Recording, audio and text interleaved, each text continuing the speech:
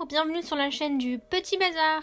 Aujourd'hui, je vous retrouve comme promis pour la suite de ma vidéo bullet journal de juillet. Donc là, je vous remonte rapidement ce que j'ai déjà fait pour mon mois de juillet. Alors, si vous n'avez pas vu la vidéo, je vous invite à la regarder, elle est affichée en description.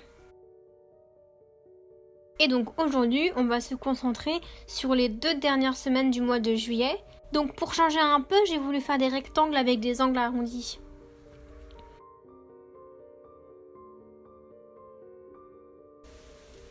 Et alors cette page, c'est aussi un bon exemple qu'on peut se tromper, que c'est pas grave du tout. Comme vous le voyez, j'utilise un stylo plan Uniball pour corriger mes petits dérapages.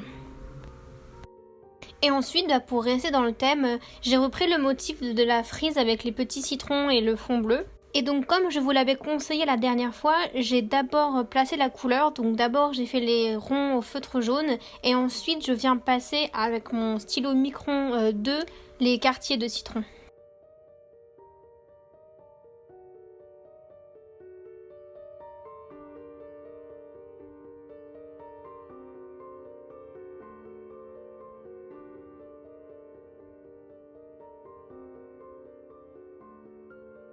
Et puis comme toutes les semaines, je viens placer mon petit calendrier mois de juillet.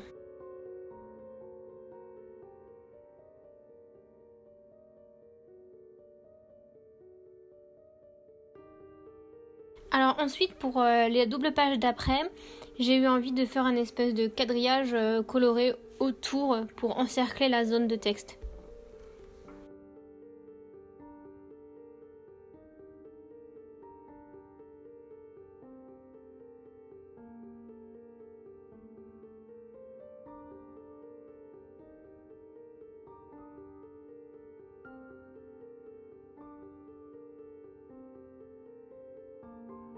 Et alors d'un côté j'ai fait les 3 derniers jours du mois de juillet et de l'autre côté j'ai fait une espèce de bilan par rapport à mes résolutions, aux choses que j'ai envie de faire dans ma vie, donc un petit bilan en 3 catégories.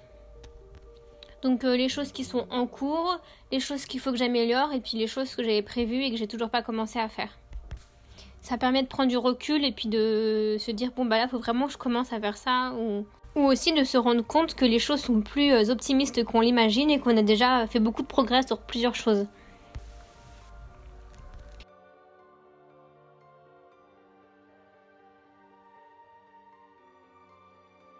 Et donc voilà, ça c'est d'autres pages de mon bullet journal. Donc là c'est la page lecture, livre. En fait j'ai dessiné une bibliothèque et à chaque fois que j'ai une envie de livre qui me vient, je le note. Et une fois que je l'ai lu, je viens colorier le livre. Et comme vous pouvez le voir en bas de page, j'ai une légende pour noter entre guillemets le livre. Et la page de droite, c'était vraiment mon ancienne version de mes pages mensuelles au cinéma ou à voir à la maison. Et donc là à gauche, c'est ma page de wishlist. Alors j'ai séparé en 2 catégories, les choses dont j'ai besoin et les choses dont j'ai simplement envie. Ça permet aussi de rationaliser ce qu'on veut. Et à droite, c'est ma page gaming parce que comme vous allez le découvrir je pense bientôt, j'aime beaucoup les jeux vidéo. Donc comme ça, je peux écrire les jeux que j'ai envie d'acheter et une fois que je les ai achetés, je viens passer un peu de couleur dessus. Et alors là, je voulais vous montrer un mois que j'aime beaucoup et que j'ai fait, c'était le mois de novembre. Et donc là, c'est l'ancienne version de mon tracker d'habitude. Je le faisais sur une double page en longueur. Et en fait, pour chaque habitude, je mettais un petit carré de couleur à gauche. Et puis, je faisais toute la ligne de la même couleur. Et en bas, j'avais mon objectif du mois sur la même page. Alors j'ai fait ça pendant très longtemps, donc c'est que ça me convenait très bien. Mais je trouvais ça embêtant que ma page de tracker d'habitude ne soit pas en face de ma page LCD. Et aussi, ça faisait quand même beaucoup de vide autour, donc j'ai préféré regrouper mon tracker d'habitude sur une seule page. Et donc là, c'est un exemple pour montrer que dans le bullet journal, on peut vraiment mettre tout ce dont on a besoin et évoluer en fonction du temps. Ça, c'est une page que j'ai appelée Redécouvrir Paris, car j'étais pendant longtemps à l'étranger et je suis revenue sur Paris et j'avais vraiment noté toutes les choses que je voulais redécouvrir et surtout faire découvrir à quelqu'un. Et donc pour retrouver ces pages rapidement dans mon bullet journal, sur le côté, j'ai mis un peu de masking tape, comme ça je peux le voir même quand le bullet est fermé et ça me fait un raccourci.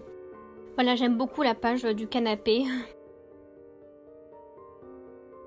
Le mois de décembre est aussi un mois que j'aime beaucoup, où j'ai mis plein de petits autocollants pour faire très Noël.